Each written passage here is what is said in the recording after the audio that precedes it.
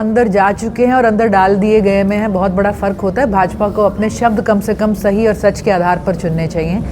भाजपा ने हर विपक्ष के नेता को उठा के या तो जेल में डाला है या आज जैसा कि हमने कल देखा कितने हमारे राज्यसभा सांसद जो है निलंबित कर सदन से बाहर फेंक दिए गए। हर कोई जानता है कि भाजपा को कौन सा बिल पारित कराना है राज्यसभा में और किस पे वो चर्चा से बचना चाहती है।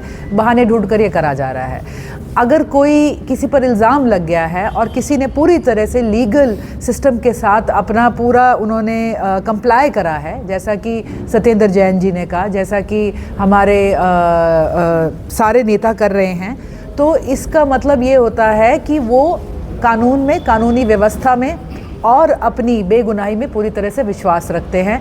बहुत पेशेंस के साथ आम आदमी पार्टी की पूरी पार्टी और नेताओं ने अपने समय का इंतज़ार करा है। महीनों से, साल हो गया होगा, सालों से हम कह सकते हैं सत्येंद्र जैन जी को जेल में रखा है, लेकिन भाजपा आज तक एक भी कागज़ कॉन्क्रीट प्रूफ के तौर पर उनके खिलाफ नहीं दिखा पाई, एक भी कोई उनको सज़ा नहीं करवा पाई।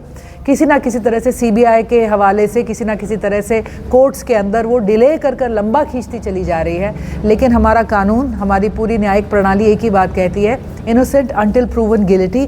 और इस मामले में हम कॉन्फिडेंटली कह सकते हैं कि आम आदमी पार्टी के हमारे सभी नेता, संजय सिंह हो, मनीष सिसोदिया जी हों, चाहे हमारे सत्येंद्र जैन जी हों, they will be proven innocent once the due procedure is done. आज की तारीख में one of the safest states है किसी भी महिला के लिए होने के लिए, और देखते हुए कि कितना प्रवासी जनता है, कितना वहाँ पर पॉपुलेशन की कॉन्सेंट्रेशन है, उसके बावजूद अरविंद केजरीवाल जी ने टेक्नोलॉजी और अपने प्रशासनिक, हम समझेंगे, स्किल के साथ इस बात को, इस आंकड़े को अचीव करा है कि महिलाओं के लिए उन्होंने दिल्ली सुरक्षित बनाया है। निर्भया एक बहुत ही खतरनाक हादसा है जो आज तक हमारे दिमागों में और हमारे दिलों में अभी भी, मैं समझूंगी, उसका दुख हरा है। तो उन्होंने जो बदलाव, जो सुरक्षा के लिए प्रावधान उन्होंने महिलाओं के लिए लाए, सीसीटीवी कैमरास लगाए गए, हर बस के अंदर सीसीटीवी कैमरा लगाया गया, मार्शल्स अपॉइंट करे गए, डार्क स्पॉट्स हटाए गए, दिल्ली के अंदर जो है कनेक्टिविटी और विजिबिलिटी को जिस तरह से बढ़ाया गया है, और महिलाओं के लिए लास्ट माइल कनेक्टिविटी कि अगर वो एक बस स्टॉप पे उतर जाती है तो आखिरी मील का जो रास्ता है, आखिरी उसके पब्लिक ट्रांसपोर्ट से लेकर उसके घर के दरवाजे तक, अरविंद केजरीवाल जी ने वो सुनिश्चित करा है दिल्ली में। ऐसा ही कुछ हम हरियाणा में भी करना चाहेंगे। हरियाणा के अंदर प्रशासनिक कहेंगे मुस्तैदी से, डेवलपमेंट से, इंफ्रास्ट्रक्चर, टेक्नोलॉजी की मदद से, और एक हम समझते हैं कि समाज के जो है मानसिक और मॉरल उसके डेवलपमेंट से हम इस बात को काउंटर कर सकते हैं। हिंदुस्तान जो है उसके जो प्रांत में फेडरलिज्म का हमारा एक बहुत बड़ा रोल है, जहाँ पर हम कहते हैं कि हर प्रदेश की जो अपनी इंडिपेंडेंस है, आज़ादी है, उसको भी मेंटेन रखना चाहिए। और प्रदेश दर प्रदेश हमारे यहाँ पर लोगों के अपने रुझान हैं, और जो लोकल पार्टीज़ हैं या रीजनल पार्टीज़ हैं या इंडिपेंडेंट चॉइस लोगों की है, वो बहुत बार अलग अलग तरह से रिफ्लेक्ट होती है। इंडिया गठबंधन राष्ट्रीय स्तर पर भाजपा के खिलाफ जो विभाजित होकर मेजॉरिटी वोट पड़ा हुआ था, उसे एकत्रित करने का एक प्रयास है। यह लोकसभा स्तर पर ही है।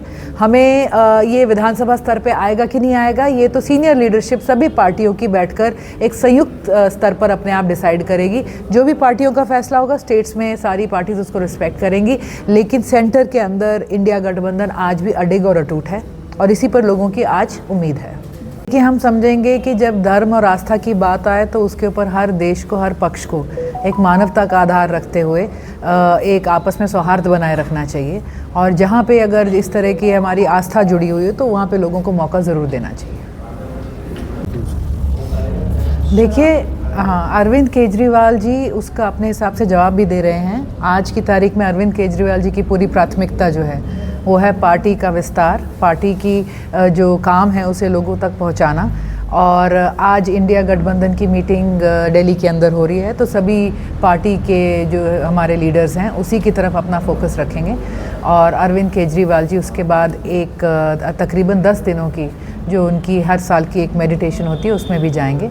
तो उसी हिसाब से अपने शेड्यूल से काम करेंगे, और हर जगह वो अपना जो उनका न्यायपूर्वक जवाब बनता है, अरविंद केजरीवाल जी और हमारी लीगल टीम उसे देती रहेगी। सिस्टम के अंदर वैकेंसीज आज की तारीख में पड़ी हुई हैं। ऐसे में जब ये जैसे रिजल्ट आया है तो इसका शिक्षा पे क्या प्रभाव मानते हैं? देखिए, हम समझते हैं पहली बात तो ये शिक्षा रिजल्ट हरियाणा सरकार की शिक्षा प्रणाली का है कि जिसके अंदर बच्चे एमएड बीएड करके अगर आ रहे हैं तो वो कितने तैयार हैं। ये साफ दिखता है कि हमारे यहाँ पर बच्चों को शायद ठीक से तैयार ही नहीं करा जा रहा। दूसरा, कहीं ना कहीं ये सरकार की मंशा पर भी सवाल उठाता है। जब आप एंट्री पे इतने बैरियर्स खड़े करे जा रहे हो, आप उनको ट्रेन नहीं कर पा रहे हो, और कहीं ना कहीं आप अपना इंट्रोस्पेक्शन भी आपको करनी पड़ेगी, अपना आत्म आंकलन भी आपको करना पड़ेगा कि हमारे रिजल्ट्स इस तरह से क्यों आ रहे हैं।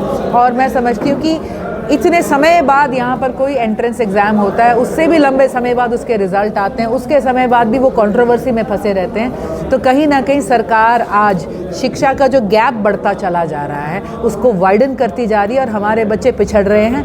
एंड नो डाउट कि हरियाणा के अंदर एजुकेशनल लोन लेकर बाहर जाने वालों की तादाद इस बार चरम सीमा पर थी।